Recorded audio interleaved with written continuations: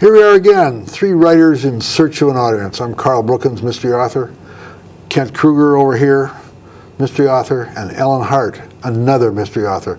And we write quite different series, and the way to find out more about that is to take a look at our books.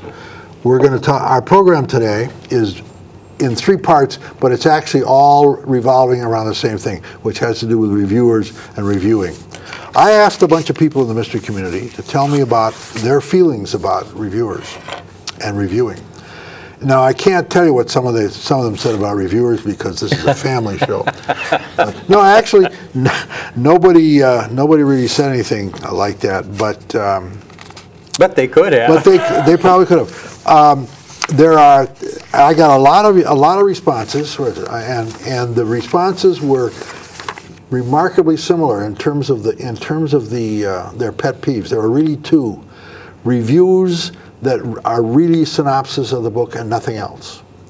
Although I think that a synopsis is probably vital. I think my personal feeling is that a review ought to have, and I do a lot of reviewing, as you know, a review ought to be a brief synopsis of the book and a description of the protagonist, and then talk about the characters, about the writing, about the plot, and pretty much leave it alone. But one of the very common pet peeves that I got from somebody is that they don't like reviews that are just synopsis. They want some kind of analysis.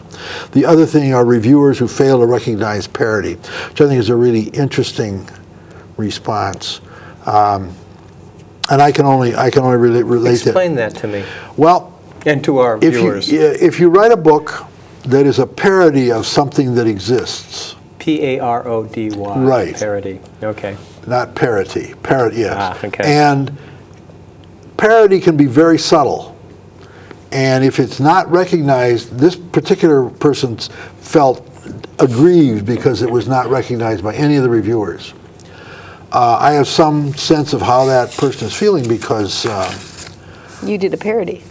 Well, no. Sort of. Well, there is some. I take issue with some of the tried and truisms of the mystery genre, and twist some of them around. And sometimes people recognize them, and sometimes maybe the reviewers recognize them and just don't say anything about them.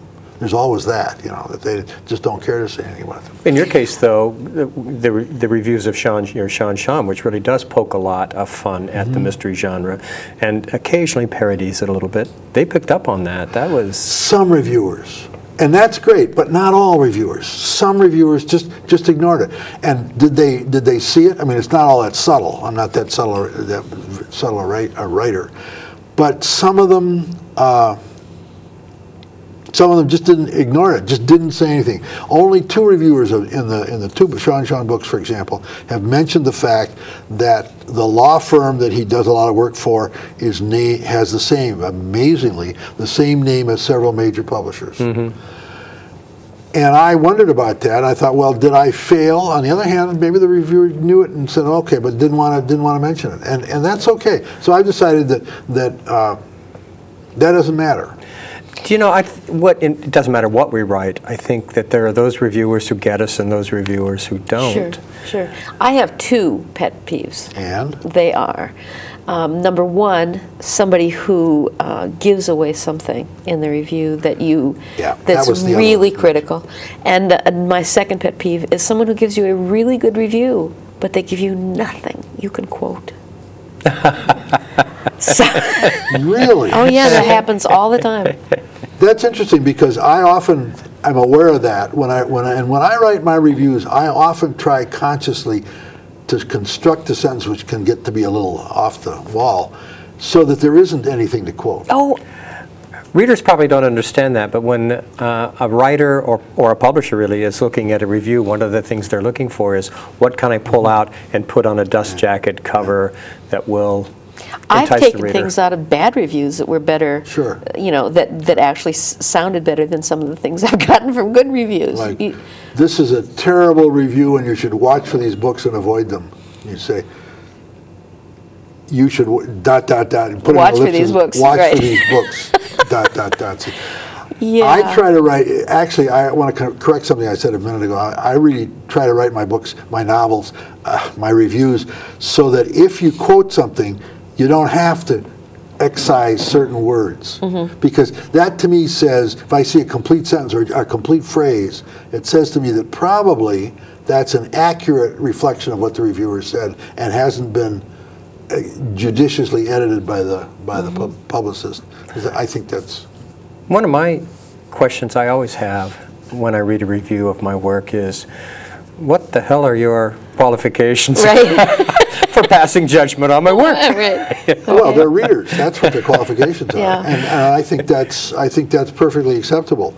The other thing that I personally don't like are reviewers who make a conscious effort, and you can almost always tell, to lord it over the author, to use language that doesn't really fit the book, to sort of look down their noses metaphorically at the writing and at the story, as if, well, I had to review this, and you know, it isn't anything serious, but I have come down off my mountaintop to talk about it, and I think that's kind of.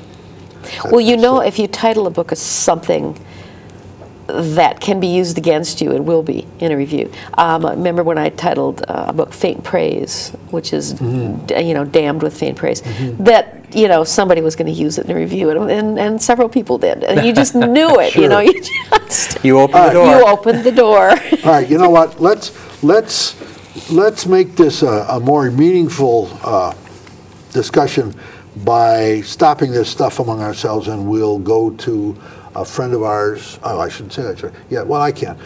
Somebody we all know well, the dean of reviewers, book reviewers in the Twin Cities now. She's nonplussed when I told her that. And so we're going to take a little break, and we'll be back in a few minutes with Marianne Grossman, who is the dean of reviewers here in the Twin Cities.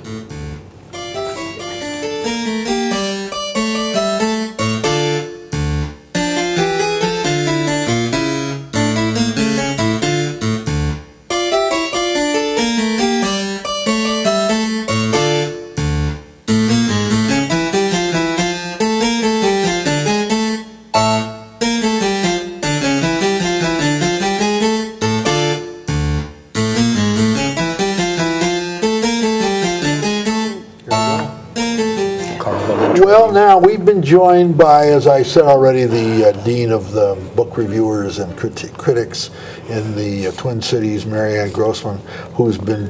It would be rude of me to talk about how long she's been doing it, because gentlemen don't refer to those things. So I'm going to. But I can tell you that she's been a reviewer for a very long time, right? Right.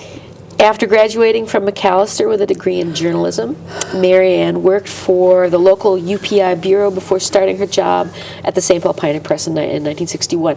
She's been a fashion writer, a woman's columnist, the entertainment editor, an assistant features editor, and in 1983 she was made the book critic. She has a story about how one of her bosses gave her the job, which eventually turned out to be the best beat on the paper. True. First of all, I want to say I never did nothing that any of you guys said we do. What a way to come on a show. We know that if you had, you wouldn't be here. Should I tell my McAllister story first? Yeah. If I ever get a big head, I remember the woman from the McAllister Alumni Association who called me and said they were having a reading and said, do you want to read? I said, nobody wants to read newspaper columns. She said, oh, you must have a novel in the closet. I said, no. She said, do you write poetry? No. How about short stories? No. She said, you mean that?